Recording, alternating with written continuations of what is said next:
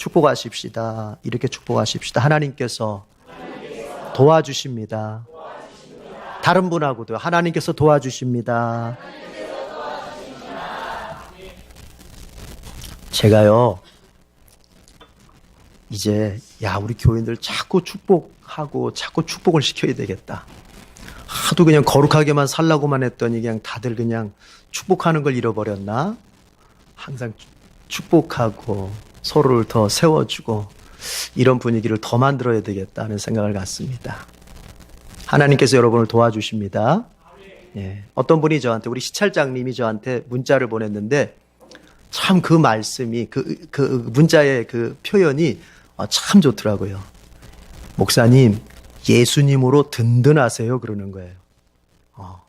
예수님으로 든든하래요. 너무 좋은 표현이에요. 우리 옆 사람한테 한 번 더 하십시다. 좀 귀찮지만 한 번 더 하십시다. 예수님으로 든든하십시오. 네. 여러분도 뉴스를 보셔서 아실 겁니다. 얼마 전에 우리 그 문재인 정부에서 중소벤처기업부 장관 그 모 후보자가 자진 사퇴를 했어요. 또 지금 이제 다른 분이 지금 이제 청빙되셔가지고 청문회 이제 하고 있는데 그 후보자를 검증하는 데 있어서 그분의 신앙 사상에 대한 부분들이 있었어요. 그분은 창조과학회 이사로 이제 활동을 해오셨더라고요. 창조과학회라고 하는 거는 뭐냐면, 그리스도인들, 그러니까 기독교 과학자들의 모임이에요. 이제 그들은 과학자이기 때문에 과학을 통해서 진화론을 비판하고 성경의 창조론을 이제 옹호하고 주장하고 뒷받침하는 그런 활동을 하는 분들이에요. 그런데 국회 청문회에서 이제 자꾸 그걸 문제 삼고 질문을 하는 거예요. 보니까 국회의원 질문들 자체가 제가 볼 때는 그렇게 고상하진 않아요. 예. 우리 국회에 계신 분들도 조금 수준이 높아졌으면 좋겠어요. 질문을 하더라도 남의 신앙이나 남의 사상을 조롱하듯이 비웃듯이 하는 것은 바람직하지 않은데, 어쨌든 질문을 했어요. 그 질문이 뭐냐면 지구의 나이에 대한 질문이었어요. 여러분, 일반 과학계에서는 지구의 나이를 한 45억 년에서 46억 년 정도로 그렇게 추정을 합니다. 그게 정설로 받아들여지고 있단 말이에요.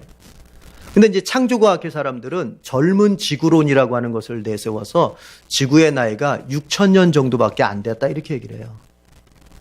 그러면 그 창조과학회 분들이 그 젊은 지구론을 주장하는 근거가 뭐냐면 창세기에 나오는 모든 연대적 숫자를 다 더해 보니까 6,000 정도가 나오는 거예요. 쉽게 얘기해서 창세기에 족보가 나오잖아요. 누가 몇 년 살고 누가 몇 년 살고 아담부터 시작해서 몇 년 살고 어쩌고 저쩌고 있잖아요. 그걸 다 더해 보니까 6,000 정도가 나오는데, 그러니까 지구는 사실 6,000년 정도 창조 6,000년 정도 된 것으로 보인다 이렇게 얘기를 하는 거예요.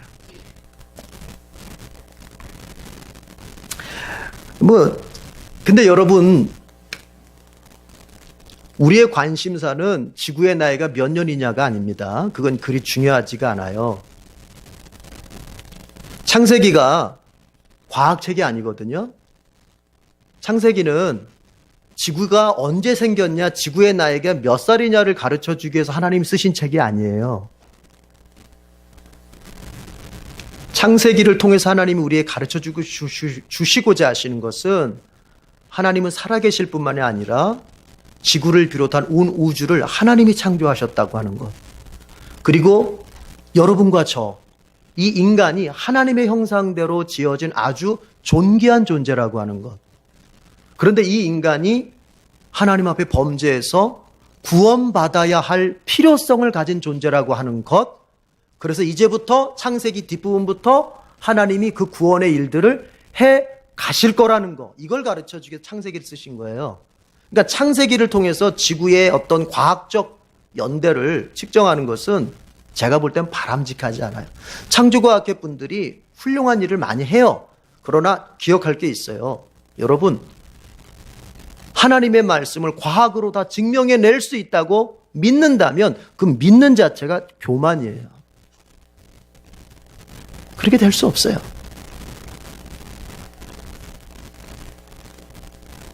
그래서 창조과학회 분들이 귀한 분들인 건 맞지만 그분들이 겸손한 자리로 내려와야 한다.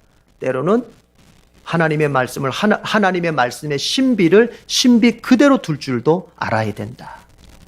자, 그런데 그래서 우리는 지구의 나이 그렇게 우린 큰 관심 있는 게 아닙니다. 생각해 보고자 하는 것은 뭐냐면 그 질문을 받았을 때 그 후보자께서 그러니까 지구의 나이가 45억 년입니까? 6천 년입니까? 당신은 6천 년설을 믿습니까? 이 질문 앞에 이렇게 얘기를 해요. 신앙적으로는 믿지만 과학적으로는 믿지 않습니다. 이렇게 대답을 했어요. 신앙적으로는 믿어요. 그러나 과학적으로는 안 믿어요. 그러면 이제 생각해 봐요. 이거 믿는 거예요? 안 믿는 거예요? 안 믿는 거죠. 안 믿는 거죠. 제가 앞에서 얘기했지만 여러분 지구의 나이, 창세기를 통해서 지구의 나이를 측정하는 것은 불가능해요. 창세기는 성경 자체가 굉장히 요약이에요. 요약, 압축이에요. 압축. 창세기에 나오는 족보가 모든 인간을 다 담았다고 생각하면 안 돼요. 하나님이 하나님의 말씀에 필요한 사람들만 그 족보에다가 등장을 시킨 거예요. 그러니까 생략된 사람들이 굉장히 많은 거예요. 그러니까 그 나이, 그 연대를 가지고 측정하면 안 돼요. 그런데 이분의 말씀이 신앙적으로는 믿어요. 지구의 나이가 6천 년이라고 하는 건 믿어요. 근데 과학적으로는 안 믿어요. 우리는 이걸 좀 생각해 보자는 거예요. 이걸 믿음이라고 봐야 돼요? 아니면 불신이라고 봐야 돼요? 여러분 이 말을 바꿔보죠. 신앙적으로는 믿습니다. 그러나 과학적으로는 믿지 않습니다. 이 말을 바꿔볼게요. 이것은 이렇게 이해가 될 수 있는 거예요. 교회 안에서는 믿습니다. 그러나 교회 밖에서는 안 믿습니다. 성경 안에서는 믿습니다. 그러나 성경 밖에, 교회 밖에 현실, 나의 가정과 일터와 나의 두려운 문제들이 있는 현실 앞에서는 안 믿습니다. 이 얘기하고 똑같은 얘기예요. 그 얘기는. 그러니까 우리가 흔히 그런 얘기 하잖아요. 여러분 하나님이 교회 안에서만 살아계십니까? 교회 밖에서도 살아계십니다. 그 얘기에 조금 세련된 판인 거예요. 그게.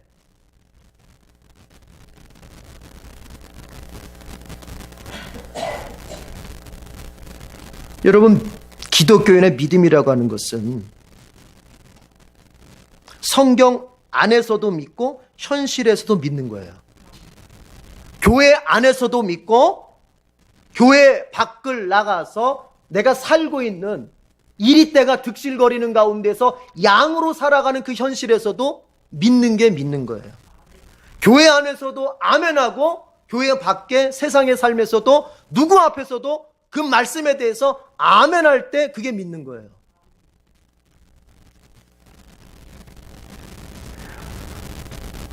여러분 만약에 어떤 사람이 신자라고 하는 사람이 성경 안에서는 믿어지는데 현실에서는 믿지 않는다면 그가 어떻게 삶을 살아갈까요? 그 사람에게 있어 믿음이라고 하는 것은 단지 죽었을 때 천국 가기 위해서만 예수 믿는 거예요. 그러면 천국 가기 전까지 이 지구에서의 삶은, 천국 가기 전까지 이 현실의 삶은 어떻게 살겠어요? 세상의 원리를 따라서, 세상의 삶의 처세의 방법을 따라서 아마 그대로 살아갈 거예요. 왜 그럴까요? 그 사람에게 있어서 하나님은 교회 안에, 성경 안에만 있을 뿐 나의 현실 속에는 그 사람에게 있어서 현실에는 하나님이 없는 거예요. 그러면 그 현실을 어떻게 살아가겠어요? 세상 사람들이 살아가는 승자, 독식의 원리를 따라서 똑같이 살아가겠죠.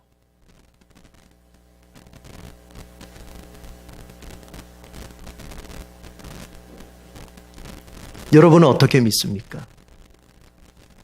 교회 안에서도 믿고 교회 밖에서도 믿습니까? 오늘 본문의 사건은 이스라엘 백성들이 요단강을 건너가는 사건이에요. 이스라엘이 홍해를 건넜잖아요. 먼저. 그 홍해를 건너듯이 이제 요단 강물이 끊겨져 가지고 그 요단강을 아주 맨 마른 땅을 건너가듯이 건너가는 사건이에요. 여러분, 이것도 신앙적으로는 믿겠는데 과학적으로는 못 믿겠습니까?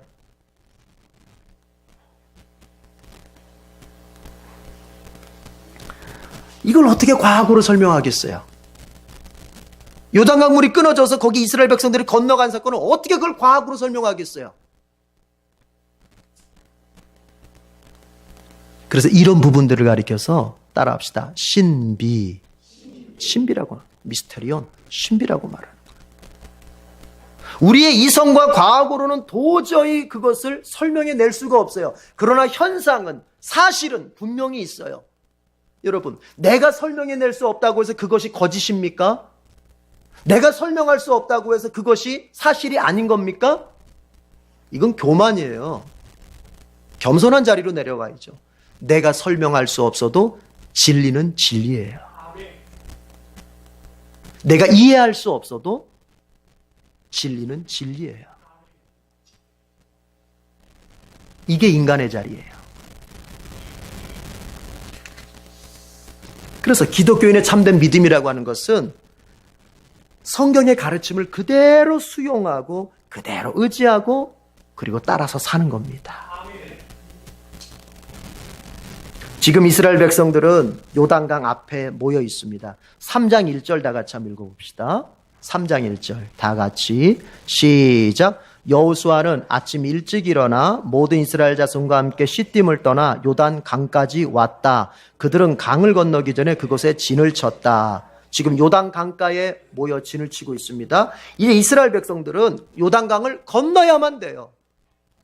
반드시 건너야만 돼. 이건 필연이에요. 피해갈 수 없어요. 반드시 건너야 돼요. 뭐 하기 위해서는? 가나안을 얻기 위해서는.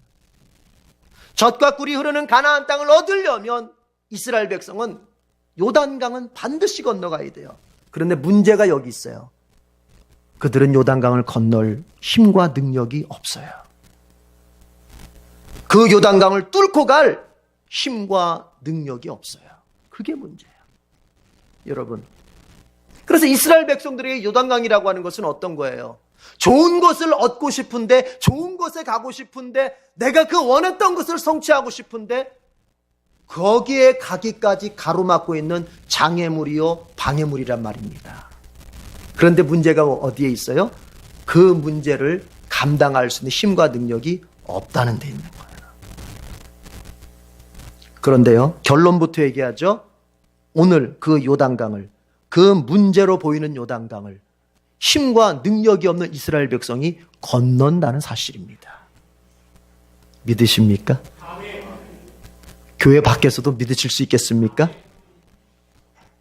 힘과 능력이 없는 이스라엘 백성이 그 커 보이고 높아만 보이는 요단강을 건너간다는 거예요. 여러분 8절 다 같이 읽어보십시다. 8절 다 같이 읽어봅시다. 시작. 이제 너는 언약궤를 맨 제사장들에게 요단강의 물가에 이르거든 요단강에 들어가서 서 있으라고 하여라. 자, 넘겨보시고요. 15절 16절 마저 읽어봅시다. 15절 16절 시작. 그 궤를 맨 사람들이 요단강까지 왔을 때에는 마침 추수기간이어서 제방까지 물이 가득 차 올랐다. 그 궤를 맨 제사장들의 발이 요단 물가에 닿았을 때에 위에서부터 흐르던 물이 멈추었다. 그리고 멀리 사르단 근처에 아담 성읍에 뚝이 생겨 아라바의 바다 곧 사해로 흘러가는 물줄기가 완전히 끊겼다. 그래서 백성들은 여리고 맞은 쪽으로 건너갈 수 있었다. 따라합시다. 백성들은 건너갈 수 있었다. 건너갈 수.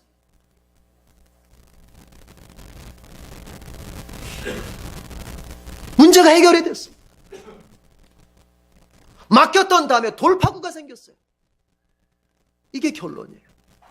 근데 우리가 오늘 보고자 하는 것은 그 과정을 좀 보자는 것입니다. 결론은 알겠어요. 근데 그 과정을 보자. 그리고 그 과정을 내거 삼아야 돼요. 그래야 우리에게도 열리는 역사가 생기는 것입니다.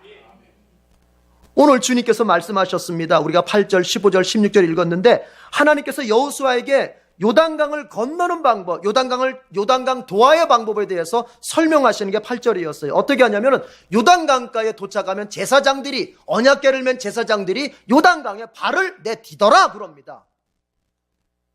그러면 어떻게 된다고요? 그러면 요단강 저 상류에서 흐르는 물이 딱 멈출 것이다. 물이 멈춘대요. 내려오다가 아담성 근처에 물뚝이 생긴대요. 물 자체가 뚝이 되어서 물이 멈춰버리는 거예요. 그리고 밑에 물들은 그냥 쭉 흘러서 사해 쪽으로 가버린다는 거예요. 어떻게 돼요? 그러니까 밑에 물은 흘러가 버리고 위에 물은 멈췄으니 이런 물줄기가 끊어져가지고 길이 생겨버린다는 거예요. 그런데 중요한 건 이겁니다. 어느 순간에요, 언약궤를 맨 제사장들이 요단강을 밟을 때라는 거예요. 밟을 때. 그런데 여기서 중요한 것은요, 제사장들이 아니에요. 제사장들이 중요한 게 아니에요. 뭐가 중요해요? 언약궤가 중요한 거예요. 그러니까 언약궤가, 쉽게 얘기하자면 언약궤가 요단강 물 속에 들어갈 때 그 물이 끊겨지고 길이 생기는 거예요. 그 언약궤를, 제사장들은 그 언약궤를 물 속에 들고 가는 역할을 했을 뿐, 중요한 것은 언약궤가 요단강으로 들어가는 거예요.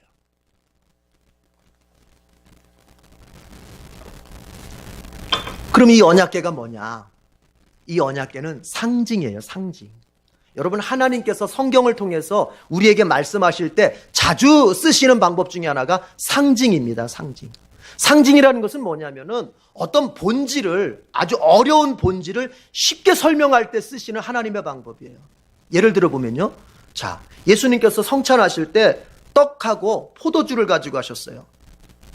떡을 말씀하시면서 이것은 너희를 위하여 찢기는 내 몸이다 그랬어요. 떡인데요?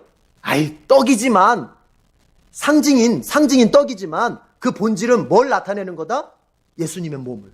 포도주를 말씀하시면서 이것은 너희를 위하여 흘리는 내 피다 그랬어요. 포도주인데요? 포도주는 상징이고 그 상징이 가지고 있는 본질은 뭐냐? 예수님의 피. 아하! 그래서 떡과 포도주를 받아 먹으면서 뭘 생각해요? 예수님께서 나를 위해서 자신의 몸과 피를 주셨구나. 즉 생명을 주셨구나. 거기서 떡과 포도주는 상징이에요. 본질은 뭐예요? 예수님의 몸과 피란 말이에요. 그리고 언약궤는 상징이에요. 작은 박스예요. 들고 다니는 박스.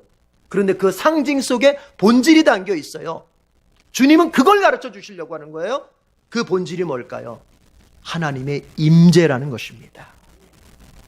언약궤는 하나님의 임재의 본질을 나타내주는 상징이에요. 그래서 쉽게 얘기할게요. 이런 거예요. 자, 언약궤가 여기에 있어요. 그러면은 하나님이 지금 여기 계신다고 믿어도 좋다 이거예요. 언약궤가 저쪽에 있어요. 그러면 지금 하나님이 저쪽에 계신다고 믿어도 좋다. 그러니까 하나님께서 이스라엘 백성들을 아주 유치원 가르치듯이 가르치시는 거예요. 참 친절하게. 그러니까 언약궤는 하나님의 임재의 본질을 보여주는 상징. 그러면 언약궤가 요단강으로 들어갔다. 여러분, 요단강은 이스라엘 백성들에게 건널 수 없는 문제요, 감당할 수 없는 문제였잖아요. 거기에 언약궤가 들어갔어요. 하나님이 그 문제 속에 임재하시는 거예요. 하나님이 그 문제 속에 개입하시는 거예요. 하나님이 그 문제 속에 찾아오시는 거예요. 그럴 때 길이 열린다는 겁니다. 이스라엘 백성들의 요단강 도하 비법은 다른 데 있지 않았어요. 어디 가서 좀 더 열심히 일하고, 어디 가서 좀 더 지혜를 갈고 닦고, 어디 가서 뭔가 내가 좀 더 채우고, 이게 아니었어요. 하나님이 임재하실 때, 하나님이 찾아오실 때, 하나님이 간섭하실 때 요단강을 건널 수 있단 말이에요. 여러분에게 이런 복이 있기를 바랍니다. 여러분이 인생에서 만나는 요단강과 같은 문제들이 분명히 있을 거예요. 그 종류가 무엇이든 간에 여러분의 인생을 주춤거리게 만들고 더 좋은 것을 바라지만 얻지 못하게 만들고 여러분으로 하여금 오늘 울게 만들고 주저앉게 만드는 인생의 문제들이 가득할 거예요. 그러나 여러분, 그 인생의 문제 앞에서 포기하지 말 이유가 우리에게 있습니다. 뭐냐? 해결의 길이 있단 말이에요. 어떻게 해요? 하나님이 그 문제 속에 임재하시는 거예요.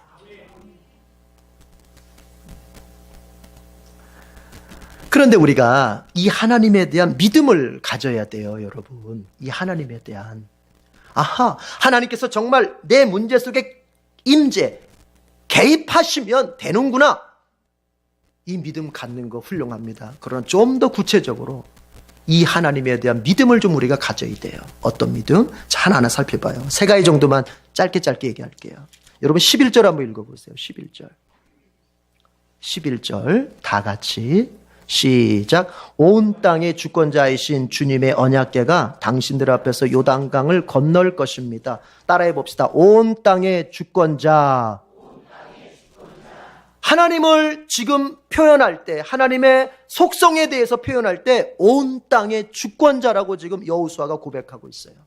하나님께서 여호수아를 통해서 계시하시는 겁니다. 온 땅의 주권자이신 주님. 여기서 주님은 바로 여호와를 다르게 표현한 거예요. 온 땅의 주권자이신 우리 하나님. 여러분, 여기 온 땅이라는 말에 좀 주목하십시오. 땅은 사람의 영역입니다. 하늘은 하나님의 영역이요, 땅은 우리에게 주신 우리의 영역입니다. 즉 우리의 현실이 있는 자리입니다. 이 땅은 내가 일하고 가정을 세워가고 자식을 키우고 먹고 살기 위해서 애쓰고 정말 두려움 앞에서 내가 벌벌 떨기도 하고 문제 앞에서 울기도 하고 내가 겪고 있는 현실이 그대로 담겨있는 바로 그 현실, 그게 땅으로 표현된 거예요. 우리가 딛고 있는 이 땅을 말하는 게 아니라 우리가 살고 있는 현실을 말하는 거예요. 그러니까 지금 여호수아의 이 고백은, 하나님의 이 계시는 뭐냐면 온 땅의 주권자라는 말은 온 현실을 다스리시는 하나님이시다 말하는 거예요. 여러분의 현실을 다스리시는 분이 누굽니까? 하나님이시란 말이에요. 그 믿음이 있어야 돼요. 여러분의 현실을 여러분이 책임지는 것이 아닙니다. 여러분의 현실을 여러분의 관계된 어떤 힘 있는 사람이 책임지는 것이 아닙니다. 여러분의 현실을 여러분이 가지고 있는 돈이나 권력을 이용해서 만들어가는 것이 아닙니다. 이 믿음이 있어야 돼요. 어떤 믿음? 내 현실을 다스리시는 분이 하나님이시다. 다윗이 사울을 피해서 10여 년을 도망다녔습니다. 여러분, 그 도망다닌 때에 가졌던 눈물과 아픔과 두려움과 이런 모든 것들이 시편에 나타나 있어요. 그 시편에, 그 다윗의 시편을 한번 쭉 읽어보세요. 여러분, 다윗이 고백하는 게 뭐예요? 온 땅을 다스리시는 하나님. 겨우 요 부분 하나만 다스리는 게 아니라 온 땅. 여러분, 재밌어요. 저쪽 헬라 쪽, 그리스 쪽 그런 신화와 관련된 책을 보세요. 호메로스가 쓴 일리아스나 오디세이아 같은 것도 읽어보세요. 그네들이 말하는 시는요, 되게 웃겨요. 어떤 시는 강만 다스리고, 어떤 시는 바다 다스리고, 어떤 시는 산만 다스리고, 어떤 시는 강도 나눠서 다스려요. 너는 한강, 너는 저기 북한강, 너는 남한강. 영역을 넘어서면 안 돼요. 그러니까 신이라고 해도 다 자기 영역이 있는 거예요. 헬라 쪽은 그래요. 예. 그게 여러분, 그 사상이 뭔지 아세요? 다 자기 전문 분야가 있다고 생각하는 거예요. 전문 분야가. 그런데 우리 하나님은요, 온 우주를 다스리시고 온 땅을 다스리시는 분이시죠. 제가 여러분 앞에 몇 번 말씀을 드렸는데,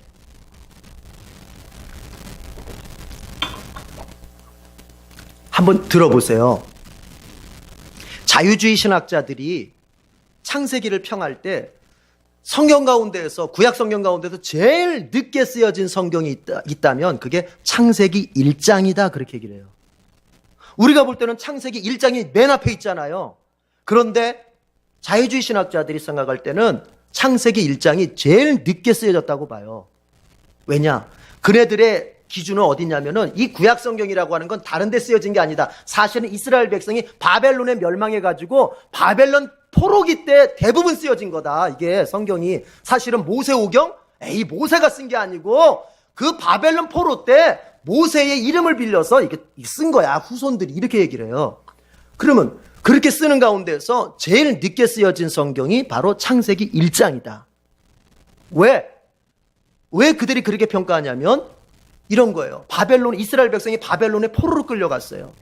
여러분, 고대의 전쟁은 신과 신의 전쟁입니다. 단순히 인간 전쟁이 아니에요. 그러면 우리 하나님이 바벨론의 말뚝신한테 졌단 말이냐? 그런데 보니까 그 바벨론의 신은요, 아까 얘기했죠. 걔네들은 어때요? 여기를 다스리고 저기를 다스리고 이렇게 부분적인 것만 다스린단 말이에요. 그 바벨론이 우리를 이겼단 말이냐? 아니라는 거예요. 그러면서 우리 하나님을 더 높여야 되는데 어떻게 높이냐면은 우리 하나님, 너네 신은 여기 다스리고 여기 다스리는 부분적인 신들이지만 우리 하나님은 온 천지를 다스리시는 하나님이시다. 이거를 강조할 수밖에 없어서 창세기 1장을 딱 뒤밀었다는 거예요. 태초에 하나님이 천지를 창조하셨다 이렇게 했다는 거예요. 저는 그 자유주의 신학자들의 신학적 입장을 지지하진 않습니다. 그렇지 않습니다. 그러나 그들의 어떤 의도를 한번 이해해 보십시오. 뭐냐? 이스라엘 백성들이 그들의 입장에서 한번 이해해 보십시오. 이스라엘 백성들에게 꼭 필요했던 게 뭐냐면 남의 나라 바벨론의 포로로 끌려가서 그 짓눌리고 고통스러운 상황 가운데서 그 바벨론 포로 생활을 70년의 포로 생활을 이겨낼 수 있었던 힘은 어디 있었냐면은 하나님이 온 땅을 다스리신다고 하는 거예요.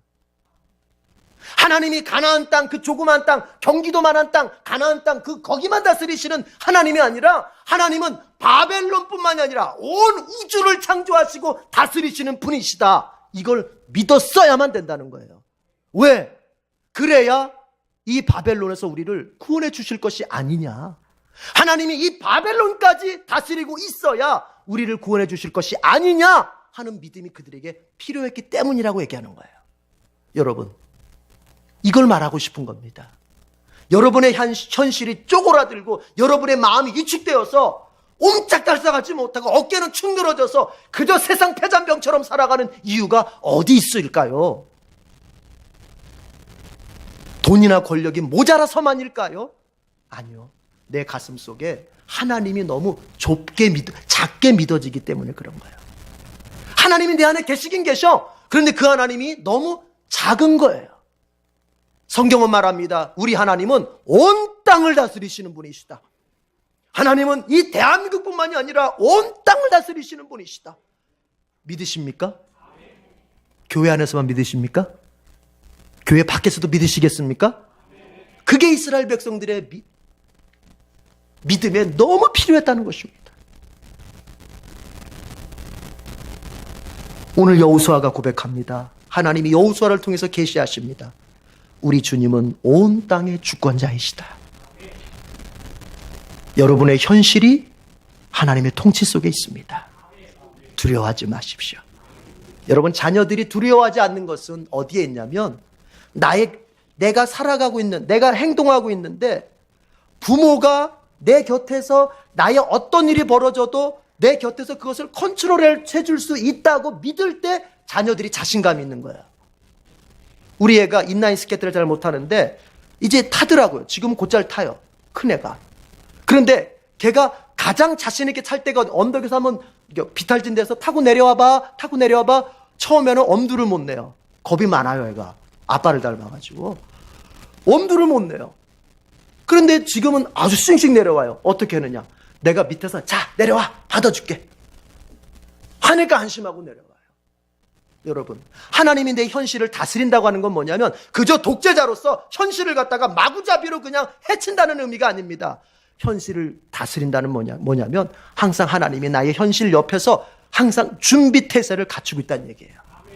내가 넘어지면 이렇게 세워주고, 내가 울면 닦아주고, 내가 주저앉으면 다시 이렇게 세워줄 준비를 하고 있다는 얘기예요. 이 하나님 우리 하나님이십니다. 이걸 믿어야 요단강이 갈라지는 거예요. 두 번째는 뭐냐면 나의 문제에 주님이 먼저 가 계시다는 것을 믿어야 돼요. 여러분, 우리가 11절 읽었는데 14절 한번 다 같이 읽어봅시다. 14절 다 같이 시작. 백성이 요단강을 건너려고 자기들의 진을 떠날 때에 언약궤를 맨 제사장들이 백성 앞에서 나아갔다. 여러분, 순서가 이렇게 되는 거예요. 요단강을 이제 건너야 되는데 그 순서가 절대로 백성이 먼저 가지 않습니다. 언약궤를 맨 제사장들이 앞서가고 그들이 요단강에 들어가자 백성들이 뒤따라가는 거예요. 그러니까 백성들의 문제 앞에 항상 뭐가 먼저 가냐면 언약궤가 먼저 가는 거예요. 이건 뭘 의미해요? 여러분, 나의 문제에 나보다 앞서서 주님이 먼저 가 계시는 거예요. 우리가 문제를 당하면서 고난을 당하면서 힘들어지는 이유가 뭐냐면 내 문제 꼭 나 혼자만 겪는 것 같아요. 내가 고난을 겪다 보면 급속도로 외로워져요. 내 편은 아무도 없는 것 같아요. 나를 알아주는 사람은 아무도 없는 것 같아요. 교회조차도 나에 대해서 관심이 없고 나에 대해서 기도해 주지 않는 것 같아요. 서러워요. 그러나 이걸 아셔야 돼요. 사람은 그럴 수 있어요. 사람 자체가 부족하기 때문에. 그러나 하나님은 자신의 자녀의 문제 속에 먼저 가 계십니다. 여러분 예를 들어봐요. 우리가 다니엘서 3장을 보면요, 그 세 명의 친구가 있잖아요. 사드락, 메삭, 아벳느고가 이제 우상 숭배를 안 했더니 느부갓네살 왕이 화가 나가지고는 풀무불에다가 세 친구를 집어던져 버립니다. 태워 죽이려고. 다른 때보다 불을 7배나 더 세게 만든 다음에는 사드락, 메삭, 아벳느고를 풀무불에다 집어던져요. 세 명을. 자, 그런데 놀라운 일이 벌어져요. 집어넣어놓고 왕이 또 구경을 합니다. 참 잔인하죠. 사람 태워 죽이는 걸 구경을 해요. 이렇게 보는데 세상에 그 안에 들어갈 때 분명히 몇 명이었어요? 3명이었어요. 그런데 들어가 있는데 4명이 걸어 다니고 있어요. 풀무불 속에 몇 명이 있어요? 4명이 있다고 그랬어요. 그리고 느부갓네살 왕이 이렇게 얘기합니다. 그 4번째 사람은 마치 신의 아들과 같도다. 그렇게 얘기합니다. 그래서 신학자들이, 성서학자들이 그것을 주석할 때 바로 그 4번째 신의 아들과 같은 존재는 바로 성자 예수님이 성육신 하시기 전에 사역하셨던 모습이다. 이런 얘기예요. 여러분 들어갈 땐 3명이었어요. 그런데 4명이에요. 그 안에는 4명이 있었어요. 그게 무슨 얘기입니까? 문제 속으로 들어갈 때는 분명히 육신의 눈으로 볼 때는 들어갈 때는 3명이었는데 여러분 우리 주님이 먼저 그곳에 와 계시는 거예요. 여러분이 문제를 겪습니다. 그 문제 여러분 홀로 감당하는 것 같지만 우리 육신의 눈에는 보이지 않게 우리 주님 그 문제 속에 먼저 와 계시는 거예요. 여러분 결코 홀로가 아니에요. 여러분 혼자서 그 문제 겪어내지 않아요. 우리 주님 그렇게 하시죠. 우리 주님 별명이 뭡니까? 예수님 별명이 뭡니까? 임마누엘이에요. 임마누엘. 함께 하신다는, 함께 하신 하나님. 어떤 경우에서든지 여러분 홀로 두지 않아요. 여러분이 우는 자리에서 여러분 홀로 울고 있다고 생각하면 안 돼요. 우리 주님 옆에서 같이 울고 계시든가 여러분의 눈물 닦아주겠어요. 여러분이 고난당할 때 홀로 그것 때문에 힘들어하지 않아요. 우리 주님이 그 짐 짊어주려고 옆에서 지금 같이 와 계세요. 근데 문제가 있어요. 그 주님을 볼 수 있어야 짐을 맡길 텐데 옆에서는 얘야 제태다 울지만 말고 알았어 네 짐 내가 짊어질게. 그래 얘야 짐을 좀 줘. 아니에요 나 슬퍼요 하면서 계속. 엄마 아빠가 제일 화가 날 때가 언제냐면은 우리 아시죠? 아기들 키우는 분 넘어졌어. 일어나 괜찮아. 일어나면 되는데 계속 울고만 있어. 그러면 이제 엄마 아빠도 화가 머리 끝까지 나잖아요. 예수님께서 얘야 네 짐 나한테 줘. 네 짐 짊어지려고 내가 여기 와 있어. 아니에요 나 슬퍼요 가만두세요. 여러분 목사가 여러분에게 기도하세요 하는 건 뭐냐면 예수님께서 네 집 나한테 줘. 그거예요 그거. 아시겠어요? 근데 자꾸 힘든 사람한테 기도하라고 그러세요. 난 가만히 있는데 자꾸 기도하라고 하세요. 이 소리는 뭐냐면 예수님 가만히 계세요. 뭘 자꾸 짐을 달라고 하세요? 하면서 혼자 울고만 있는 거하고 똑같은 거예요. 우리 주님이 우리의 문제 속에 우리의 고통 속에 함께 하십니다. 세 번째는 뭐냐면 어떤 걸 믿어야 되냐면 주님이 내 문제에 개입하시면 반드시 해결된다는 믿음을 가져야 돼요. 주님이 내 문제에 개입하시면 반드시 해결된다. 이걸 믿어야 돼요. 13절 다 같이 읽어보죠. 13절 다 같이 13절 다 같이 시작. 온 땅의 주권자이신 주님의 궤를 맨 제사장들의 발바닥이 요단 강물에 닿으면 요단 강물 곧 위에서부터 흘러내리던 물줄기가 끊기고 둑이 생겨 물이 고일 것입니다. 제사장들의 발이 이제 언약궤를 맨 제사장들의 발 요단 강물에 들어가면 반드시 물줄기 끊겨서 길이 생길 것이다. 여러분 이것은 무슨 얘기라고 앞에서 얘기했잖아요. 하나님이 그 문제에 개입하시면 반드시 해결됩니다. 이걸 먼저 믿어야 주님이 역사하시는 거예요. 주님은 믿음을 보시고 역사하시는 거예요. 어떻게 하다 보니까 되는 게 아니에요. 뒷걸음질 치다가 코끼리 뒷다리 만지듯이 되는 게 아니에요. 내가 믿었더니 주님이 역사하시는 거예요. 그래서 신약 성경에서 예수님께서 어떤 기적을 일으키시기 전에 반드시 반복되어지는 말이 무엇입니까? 너의 믿음대로 될지어다. 너의 믿음대로 될지어다. 그 말은 뭐예요? 믿음이 먼저 있고서 주님의 기적이 나타나는 거예요. 자, 그런데 세상은 어때요? 환경은 어때요? 우리의 믿음을 자꾸 방해합니다. 여러분, 이 본문에서도 보면 제사장들이 언약궤를 메고 먼저 요단강물에 들어가야 되잖아요. 그런데 그 당시에 이제 15절에 보니까 그 기간이 추수기간이었어요. 추수기간이면 우기 때예요. 물이 범람할 때예요. 그래서 성경에 보니까 15절에 보니까 벌써 물이 뚝까지 차고 넘쳤대요. 거기에 들어가야 되는 거예요. 거기에. 들어갈 수 있겠어요? 들어갈 수 있겠어요, 여러분? 물이 넘쳐 흐르는 곳에 들어갈 수 있겠어요? 그게 바로 믿음을 방해하는 거예요. 들어가기만 하면 하나님이 역사하실 텐데 바라는 건 있어도 들어가야 되거든요.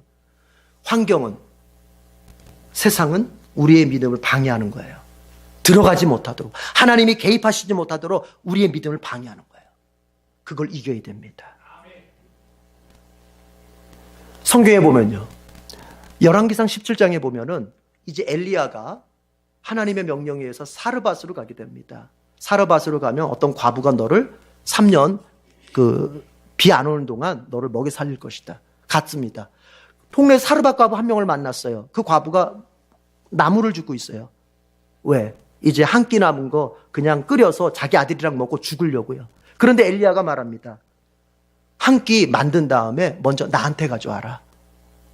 아니, 지금 과부가 한 끼 만들어, 겨우 한 끼 있는 거 만들어서 자기 아들하고 먹고 지금 죽으려고 한다는데 그거 만들어서 너 먹지 말고 나한테 가져오라는 거예요. 네가 만약에 한 끼 있는 거 만들어서 나한테 먼저 가져오면 하나님께서 3년 동안, 비 안 오는 동안 네 가족 먹여 살리실 것이다. 사르밧 과부가 갈등을 하겠어요, 안 하겠어요? 하지요. 그런데 선택합니다. 어떻게? 만들었어요. 한 끼를. 그리고 엘리야에게 갖다 줍니다. 엘리야가 그걸 먹습니다. 하나님 약속대로 기적을 일으키십니다. 어떻게? 3년 반 동안 비 한 방울 안 올 때, 다 굶어 죽어 나갈 때 그 가정에 밀가루가 떨어지지 않고 기름병이 떨어지지 않았다. 성경은 이렇게 기록하고 있어요. 그 사르밧 과부는 이겨낸 거예요. 하나님의 말씀에 대한 믿음을 가질 수 없도록 방해하는 그 환경, 육신의 눈, 그 감정 극복한 거예요. 여러분, 기적은 모두가 원하지만 아무한테나 생기는 게 아닙니다. 기적은 누구에게만 생길까요? 자기의 그 부담스러움을 이겨내고 하나님의 말씀을 확 붙잡고 믿을 때 그 사람에게 일어나는 거예요. 여러분의 믿음을 방해하는 것이 무엇입니까? 그걸 이기고 요단강물로 뛰어드십시오. 책임은 주님이 지시는 거예요. 이런 믿음으로 살아서 많은 것에 젖과 꿀이 흐르는 가나안 땅을 얻은 이스라엘처럼 많은 것에 복된 것을 얻는 여러분 되기를 축복합니다. 기도하겠습니다. 하나님 아버지, 이스라엘 백성이 하나님의 은혜 가운데 요단강을 건너간 이 말씀을 통하여 오늘 우리 자신을 돌아보게 되었습니다. 하나님께서 이스라엘에게 베푸셨던 이 은혜와 능력은 고스란히 우리에게도 적용시켜 주시고 우리를 위하여서도 사용하여 주시는 줄로 믿습니다. 주님, 우리에게 믿음을 주시옵소서. 내가 교회 안에서도 믿고 교회 밖에서도 믿고 성경에 기록된 그 계시들을, 성경 안에서 이루어진 것들을 성경 안에서도 믿고 내가 그것을 끄집어 가지고 가서 나의 현실의 문제 속에서 적용함으로써 믿을 수 있게 해 주시옵소서. 그래서 우리 주님께서 이스라엘 백성들 감당할 수 없는 요단강물 앞에서 그저 자신의 힘과 능력이 없음을 정말 생각하며 서 있을 때 그 요단강물 갈라서 이스라엘 백성들 가나안 땅, 젖과 꿀이 흐르는 땅으로 인도하신 것처럼 우리에게도 하나님에 대한 이 믿음으로 살아서 정말 주님께서 우리에게 주시고자 하시는 인생의 많은 좋은 열매들을 맺으며 살게 해 주시옵소서. 감사합니다. 예수님의 이름으로 기도드립니다. 아멘.